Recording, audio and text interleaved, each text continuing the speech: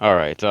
This one is early writing, chapter 49, the great apostasy. All right. Now let's read this here. It's very interesting. It says here,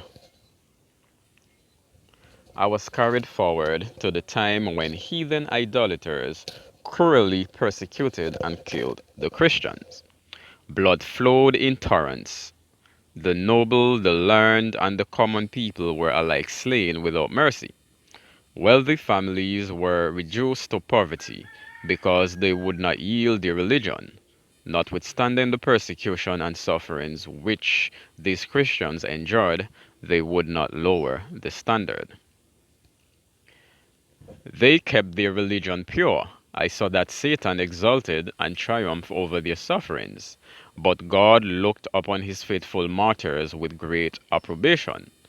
The Christians who lived in that fearful time were greatly beloved of him, because they were willing to suffer for his sake. Every suffering endured by them increased their reward in heaven. All right, now let's continue. Although Satan rejoiced because of the sufferings of the saints, yet he was not satisfied. He wanted control of the mind as well as the body. The sufferings that they endured only drove them closer to the Lord, leading them to love one another, and causing them to fear more than ever to offend him. Satan wished to lead them to displease God. Then they would lose their strength, fortitude, and firmness. Although thousands were slain, yet others were springing up to supply their places. Satan saw that he was losing his subjects. For although they suffered persecution, the death, For although they suffered persecution and death, yet they were secured to Jesus Christ, to be the subject of his kingdom. Satan therefore laid his plans to fight more successfully against the government of God and overthrow the church. He led the heathen idolaters to embrace a part of the Christian faith. They professed to be They profess to believe in the crucifixion and resurrection of Christ and propose to unite with the followers of Jesus without a change of heart. This is exactly what is happening inside the church. Let's continue to read. This is very interesting. It says here, oh, the fearful danger of the church. It was a time of mental anguish. Some thought that if they should come down and unite with those idolaters who had embraced a portion of the Christian faith, it would be the means of their full conversion. Satan was seeking to corrupt the doctrines of the Bible. Now, what you're seeing here, people, that is happening here is that it's the same thing that is taking place for today. Many Christians think that in uniting with non-Christian, non-believers, idolaters, people who worship idols, they think that if they unite with them, they will later get to convert them and eventually they will come to know the truth. But over a period of time, that is not what really happened. Every time that Christian try that, it's always the other way around. It's always the Christians becoming corrupted. It's always the leavening the whole lump and corrupt the whole lump. Now let's continue here. It says here, I saw that at last the standard was lowered and that the heathen were uniting with the Christians. So the standard was lowered, the standard of the church, the standard of God's people. God's people within the church lowered the standards and then heathens taken over. Let's read it again. This is exactly what is happening for today. This is exactly what is happening inside our churches for today. As we speak right now in 2025, moving on forward. This is exactly what has been happening for years, and it is happening for today.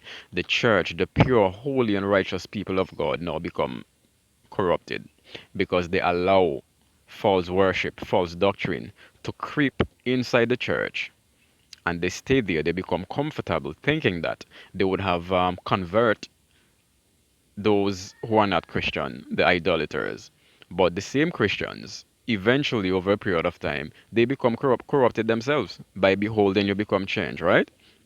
All right, let's read that over. It says here, I saw that at last the standard was lowered and that the heathen were uniting with the Christians.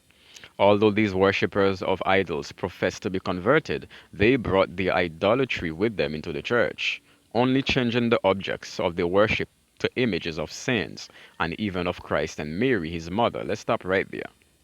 Let us highlight this. Highlight.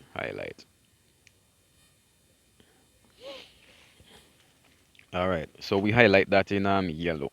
This is exactly what is happening. Um, you guys ever see those images of Jesus Christ? How do you know how Jesus looked like? You don't. How do you know how Mary looked like in this day and age in 2025? They don't. But what they do, they give you this white image of Jesus, this white image of Mary, which Jesus and Mary, they were not white. They were dark skin in complexion. But that is not important because color has nothing to do with our salvation. But the point is, why make a graven image and bow down to worship it? That is against the second commandment. Thou shalt not make any graven image. So, what they did, instead of coming inside the church with their physical object of worship, with their idolatry, they are still idolaters now. What they do, they only change the objects that they worship to images. And it's still the same thing because guess what? It still leads to the same sin, idolatry. Let's continue here. It says here, as the followers of Christ gradually united with them, the Christian religion became corrupted and the church lost its purity and power. Isn't this the same thing we see happening for today, even in the Seventh day Adventist Church? How did Halloween, Christmas, and these worldly celebrations become part of Seventh day Adventist? When Seventh day Adventist is supposed to be a pure people, a peculiar church to God, a Protestant church to protest against sin, impurity, against idolatry, false doctrine, and these things. Are not Seventh day Adventist church fall into the same thing? Now, how did vaccines become part of Seventh day Adventist when we have a health message as Seventh day Adventist? This is not a message to condemn, but this is a message to have the people of God wide awake, open their eyes so that they can see where they have gone wrong, so that the church can go back to its purity. Okay, let's continue read. It says here, this part here. Some refused to unite with them. Such preserved their purity and worshipped God alone. They would not bow down to an image of anything in the heavens above or in the earth beneath. Satan exulted over the fall of so many, and then he stirred up the fallen church to force those who would preserve the purity of their religion, either to yield to their ceremonies and image worship, or be put to death. The fires of persecution were again kindled against the true church of Christ, and millions were slain without mercy. It was presented before me in the following manner. A large company of heathen idolaters bore a black banner, upon which were figures of the sun, moon, and stars. This company seemed to be very fierce and angry. I was then shown another company bearing a pure white banner, upon which was written, Purity and holiness unto the Lord. Their countenances were marked with firmness and heavenly resignation. I saw the heathen idolaters approach them, and there was a great slaughter. The Christians melted away before them, and yet the Christian company pressed the more closely together and held the banner more firmly. As many fell, others rallied around the banner and filled their places. I saw the company of idolaters consulting together. Failing to make the Christians yield, they agreed to another plan. I saw them lower their banner and then approach that firm Christian company and make propositions to them. Basically, they're trying to con the church. But let's read and see what happens. And there's a second application to that is happening right now as we speak. And a deeper, a last application will apply when it comes to the national Sunday law, the mark of the beast. This is very timely for the time that we're living in right now. Let's continue with the reading, people.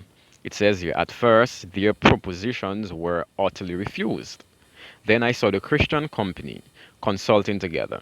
Some said that they would lower the banner, that is the banner of purity she was referring to. Purity. They would lower the banner, accept the propositions, and save their lives. And at last, they could gain strength to raise their banner among the heathen. So To save the lives, that mean they are willing to compromise because of the fierce persecution, just so that they can live to see another day, so they can live to fight again. But God doesn't work like that. Let's continue reading, see what happens. It says here, a few, however, would not yield to this plan, but firmly choose to die, holding their banner rather than to lower it. Then I saw many lower the banner and unite with the heathen, but the firm and steadfast would again seize it and bear it on high. So, what she's referring to here, brothers and sisters, is that many Christians will lower their banner of purity and obedience to God and loyalty to God so that they can get to live to see another day out of fear, they compromise. But there are many who, inside the church, the Seventh day Adventist church and other churches, who are faithful to God despite whatever the situation may be, they rather die than to dishonor God. Let's continue read. It says here, this part here. I saw that persons were continually leaving the company of those who bore the pure banner, and were uniting with the idolaters under the black banner, to persecute those bearing the white banner. So what God is showing her is that there's gonna be a lot of Christians who once used to be faithful and obedient and loyal to God because of persecution and death for the sake of saving their lives. They will leave the pure church, they will leave holiness and righteousness and unite with Satan's people, unite with rebellious, disobedient set of people and idolaters, and they will turn around and persecute God's holy, righteous people. So it's like someone you used to go to church with, who used to worship and follow God and believe in the Bible and do the right thing. Because of persecution and hard life, they turn the back away from the truth and they unite with Satan and his companies and they come back to persecute you, to kill you. So that goes to show that your own people inside the church, some of them will be your worst enemy. Some of them will turn around and put you to death. Not because they don't know the truth, but because they will become cowards. And just to save their lives, they will turn against you. They will become a traitor to the faith just to save their lives. Expect that, because that is coming for each and every one of us who decide to stand firm and faithful to God in these last days. Let us continue here. It says here, many were slain, yet the white banner was held high. The white banner refers to purity. Don't forget that, all right? Holiness, righteousness. All right, let's read it again. Many were slain, yet the white banner was held high, and believers were raised up to rally around it. The Jews who first aroused the rage of the heathen against Jesus were not to escape unpunished. In the judgment hall, as Pilate hesitated to condemn Jesus, the infuriated Jews cried, "His blood be on us and on our children." The fulfillment of this terrible curse, which they called down upon their own heads, the Jewish nation has experienced. The heathen and those called Christians alike have been their foes. Those professed Christians, in their zeal for Christ, whom the Jews crucified, thought that the more suffering they could bring upon them, the better would God be pleased. Many of the unbelieving Jews were therefore killed, while others were driven from place to place and were punished in almost every manner. The blood of Christ and of the disciples whom they had put to death was upon them, and they were visited with terrible judgments. The curse of God followed them, and they were a byword and a derision to the heathen and to so called Christians. They were degraded, shunned, and detested, as if the branch of Cain were upon them. Yet I saw that God had marvelously preserved this people and scattered them over the world, that they might be looked upon as especially visited by the curse of God. I saw that God had forsaken the Jews as a nation, but that individuals among them will yet be converted. Hold on there. But individuals among them will yet be converted and be enabled to tear the veil from their hearts and see that the prophecy concerning them has been fulfilled. They will receive Jesus as the Savior of the world and see great sin of their nation in rejecting and crucifying him.